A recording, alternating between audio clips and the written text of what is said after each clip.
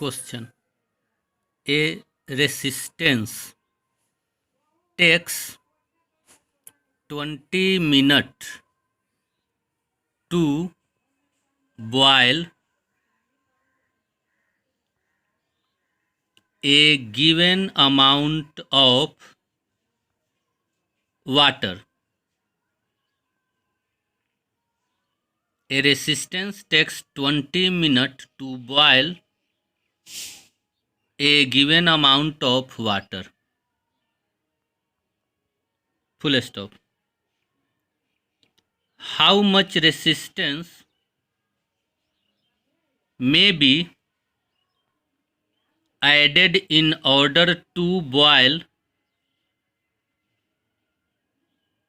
the same amount of water using the same source in 5 minutes.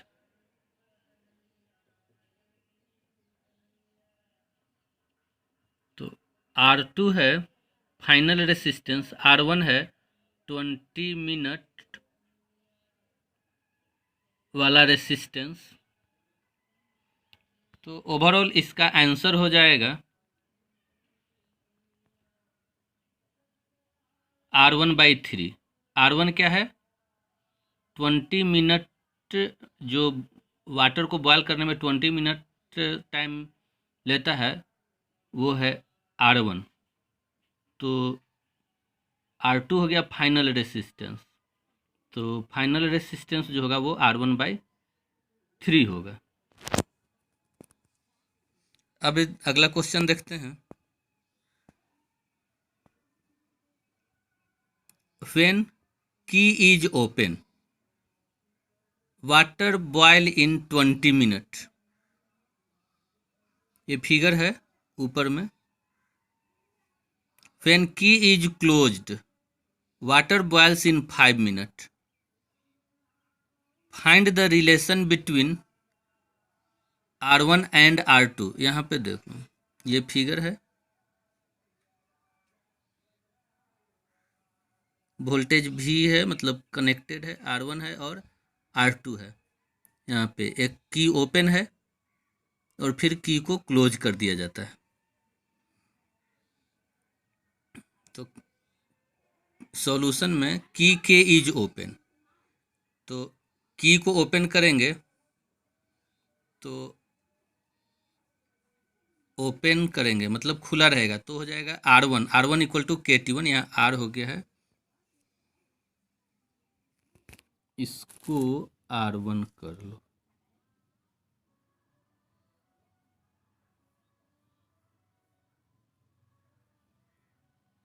R1 KT1।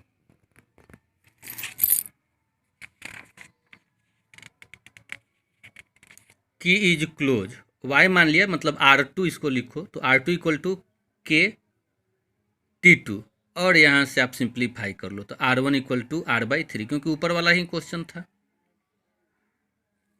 अब है question, a lamp having tungsten filament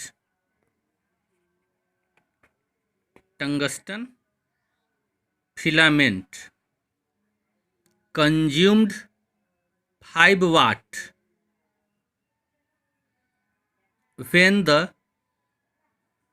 lamp burns, burns. The temperature of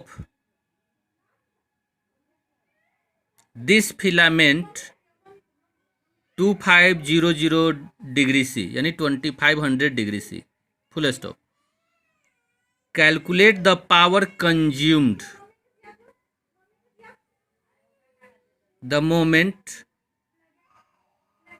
switch is on, SWITCH, switch is on. The temperature coefficient of tungsten is 4.5 into 10 to the power -3 per degree C and room temperature is 20 degree C। इसको बना सकते हैं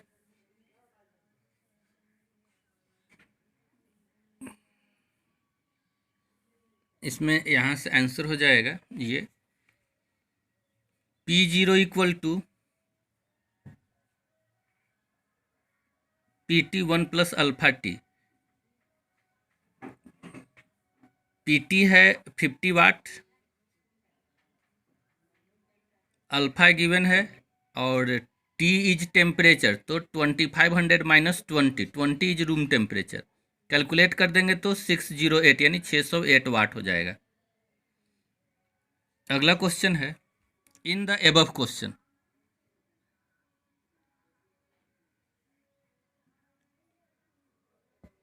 calculate the current the moment switch is on. Switch को जब on करते हैं तो current निकालना है। तो हम लोग जानते हैं RT equal to R01 plus alpha t. अब देखो वोल्टेज सेम रहेगा तो RT के जगह पे लिखेंगे V0 वोल्टेज बाई IT, मतलब करंट एट टेम्परेचर T। फिर R0 को लिखेंगे V0 by I0 1 plus alpha t. Cross multiply कर देंगे I0 equal to IT 1 plus alpha t. I0 greater than IT, where IT is the rated current to be found out from the data of the bulb, मतलब I0 equal to IT 1 plus alpha t. बाकी question जैसे रहेगा उसको हम लोग turn up कर लेंगे। आगे क्वेश्चन है, the current in a wire of resistance 100 ohm increases linearly, LINEARLY, linearly with time from 5 ampere, ये 5 है, 5 ampere to 25 ampere in 10 second. Then calculate heat produced during this time, यानी 10 second में heat कितना produce हो रहा है। Question को copy पे लिख के खुद से बनाने का कोशिश करो। तो देखो लिनियरली कर रहा है तो हम लोग जानते हैं मैथ का इक्वेशन होता है y equal to mx plus c. y हमारा i हो गया, x हो गया हमारा टाइम, तो i equal to mt plus C. अब है कि जब टाइम 0 है तो करंट दे रखा है 5, तो c का वैल्यू मिल गया 5, तो इसको फिर से बैठा दिया i equal to mt plus 5। अब दिया हुआ है कि जब टाइम है 10 सेकेंड तो i का वैल्यू 25 है। यहाँ से हमने m निकाल लिया, m इक्वल टू 2, और ऊपर वाला इक्वेशन में लिख दिया। यहाँ से देखो ये एरो दे करके यहाँ i इक्वल टू हमारा आ गया 2t प्लस 5। अब इन सब का कोई काम नहीं है। Heat produced in a small interval of time dt, तो स्मॉल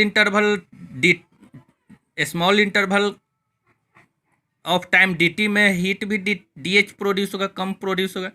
तो H equal to I square RT जानते हैं, तो DH equal to I square R dt।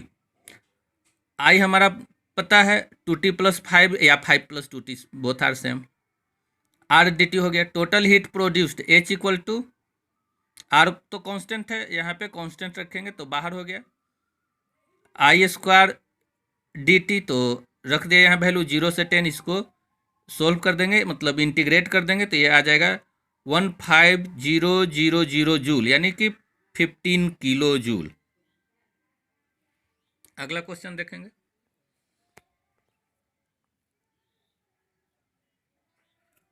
For what value of R the power delivered in it will be max, यानी R जो यहाँ figure देखो, figure में जो आर दिख रहा है इसमें मैक्सिमम पावर कितना डिलीवर होगा आर वाला में। तो आर तो पावर का फॉर्मूला होता है आई स्क्वायर आर, टी नहीं होगा, आई स्क्वायर आर होगा।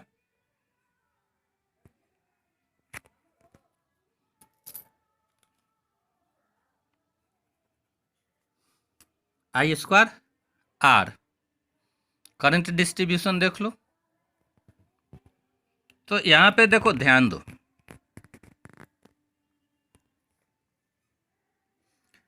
ईएमएफ E1 है, रेसिस्टेंस R1 है, फिर बीच में R है। इसी R में बताना है पावर डिलीवर्ड मैक्सिमम कितना होगा R में, मतलब R में पावर को मैक्सिमम डिलीवर होने के लिए R का वैल्यू क्या होगा। तो R का वैल्यू होगा इस तरह क्वेश्चन में R1 into R2 by R1 plus R2। E2 लगा हुआ है और R2 लगा हुआ है, तो E2 से करंट आई, देखो ऐसे आप जैसे सपोज कर लो, E1 से करंट I1 सपोज कर लो, E2 से करंट I2 सपोज कर लो, और इसको लूप लॉ लेकर के I1 प्लस I2 निकाल दो, I1 प्लस I2। तो लूप लॉ से निकाल लो, तो डायरेक्ट मैं यहाँ पे बता रहा हूँ। मतलब ये समझ लो क्या है कि ये तीनों पैरेलल हो गया, और E1 का इंटरनल रेसिस्टेंस मान लो R1 और E2 का इंटरनल रेसिस्टेंस R2, या जैसे भी बना लो। यहाँ से करंट हमको निकालना है I1 plus I2। I1 plus I2 को हमने मान लिया I, तो I इक्वल टू हो जाएगा E1 R2 plus E2 R1 by R1 R2 plus R into R1 plus R R2। अब P equal to I square R होता है,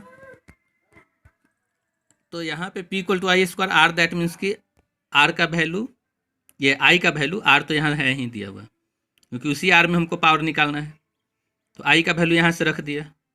अब पावर को मैक्सिमम होने के लिए dP बाई DR 0 होना चाहिए, तो डिफसेट कर देंगे इसको।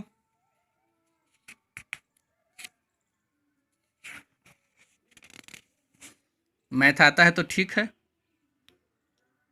तो यहाँ से R हमारा निकल जाएगा R1 R2 by R1 plus R2। तो मैं शुरू में ही बताया था कि R equal to R1 plus R2 by R into R1 into R2 by R1 plus R2 होना चाहिए। अगला क्वेश्चन है,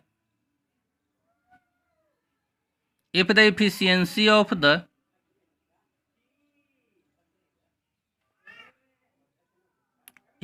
of the source is 80%, then find its EMF।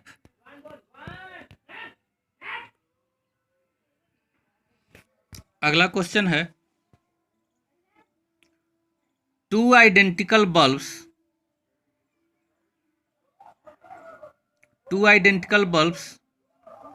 each rated as P watt and V volt, they are connected in series to a source. If PD drops across the source is m% of its EMF, then find R that means कि ये figure है internal resistance. ये दो bulb लगा हुआ है, दोनों का पावर और वोल्टेज सेम क्वेश्चन में दे रखा है, और internal resistance R find out करना है। तो यहाँ पे देखो, पावर ड्रॉप, ये पोटेंशियल ड्रॉप। तो पोटेंशियल ड्रॉप का मतलब क्या है? पोटेंशियल ड्रॉप का मतलब कि लॉस्ट वोल्ट। पोटेंशियल ड्रॉप का मतलब हो गया लॉस्ट वोल्ट, यानी potential drop across the source और लॉस्ट वोल्ट IR। आई निकाल लो, आई निकाल करके रख दो, और लॉस्ट वोल्ट के जगह पे M रख देंगे, E दिया रहेगा, उसके अनुसार वर्क कर देंगे। अगला क्वेश्चन है, an electric stove designed for 220 volt is to be used at 110 volt without shortening or altering the coil so that power remains the same. Explain can it be done? मतलब ये बताना है कि ऐसा हो सकता है कि नहीं हो सकता है। अगला क्वेश्चन है, a condenser of capacity 5 microfarad a condenser of capacity 5 microfarad, condenser ऊपर लगा हुआ है, देख लेंगे, is connected to a constant source of EMF 200 volt. EMF E का वैल्यू दिया हुआ है 200 volt. Calculate the amount of heat produced in R1। R1 ऊपर वाला है और R2 नीचे वाला है, तो calculate the amount of heat produced in R1, comma, when the key is through THROUGH through the position 1 to position 2। देखो इधर है पोजीशन 1, ध्यान से देखो फिगर में, और इधर है पोजीशन 2। तो पहले पोजीशन 1 में था, अब पोजीशन 1 से ले गया गया है पोजीशन 2 में। इफ R1 इक्वल टू दिया हुआ है 500 ओम, R2 दिया हुआ है 330 ओम। तो देखो यहाँ पे क्या कर लेंगे, पहले हीट निकाल लेंगे H। मान लिया कि करंट I प्रोड्यूस हो रहा है, तो जब 1 में कनेक्टेड है तो क्या होगा कि कैपेसिटर जो है वो चार्ज हो जाएगा, इमीडिएटली चार्ज हो जाता है विद इन सेकेंड। तो H equal to I square R1T, H equal to I square R1T। हम लोग जानते हैं W equal to V Q, Q equal to C V, तो W equal to V square C. यहाँ जो work done W होगा half C V square होता है। अब है when plug key K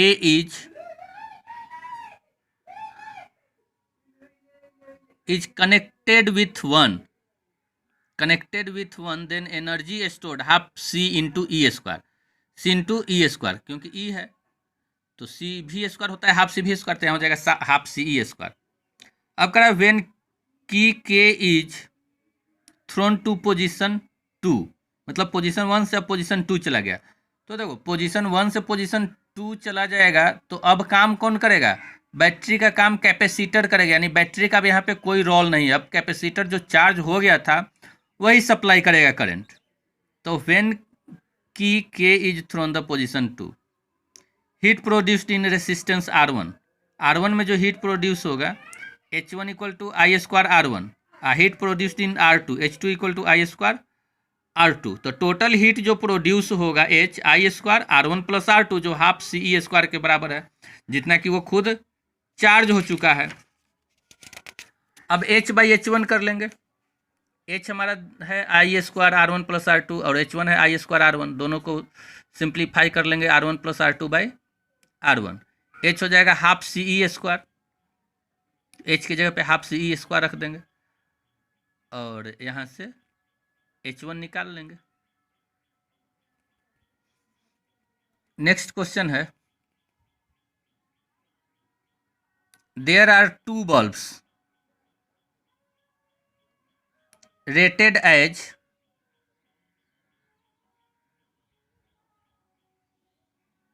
100 watt, 220 volt,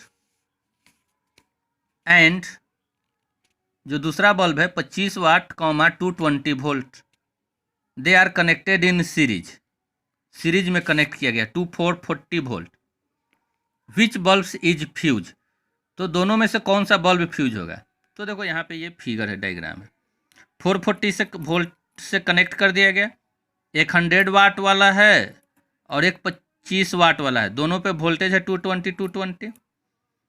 तो एक को मान लिया, एक को बी, 100 वाला ए और 25 वाला बी, तो आर ए। तो रेसिस्टेंस हमारा क्या होता है, वी स्क्वायर बाई पी, तो वी स्क्वायर बाई पी हमने यहाँ पे निकाल लेंगे, तो 22 का स्क्वायर, जिसको कि एक्स मान लिया।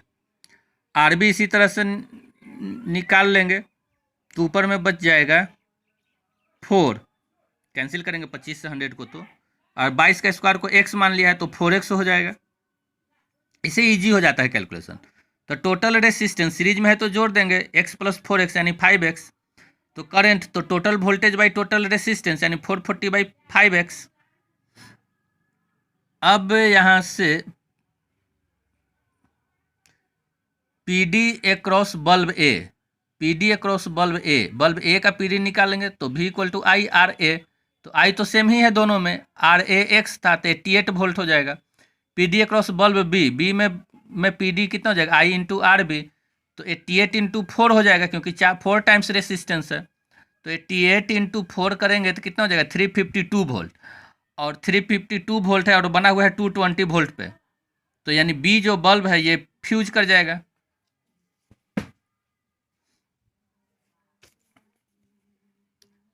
अगला क्वेश्चन है, इजी क्वेश्चन है लेकिन आता है। There are 5 bulb, there are 5 bulb each of 40 watt. 5 bulb है, सब 40 वाट का है। Each bulb burn for 5 hour, और 5 आवर रोज बढ़ता है, ईच डे, हर रोज जो है 5 आवर्स बल्ब को जलाया जाता है जो 40 वाट का है। Calculate the cost in month of 30 days. 30 days का कोई मंथ है तो उसमें टोटल कॉस्ट क्या होगा। If cost of 1 unit is 50 पैसा, 1 यूनिट का कॉस्ट है 50 पैसा, तो किलो वाट आवर 1 यूनिट जो होता है 1 किलो वाट आवर के बराबर होता है।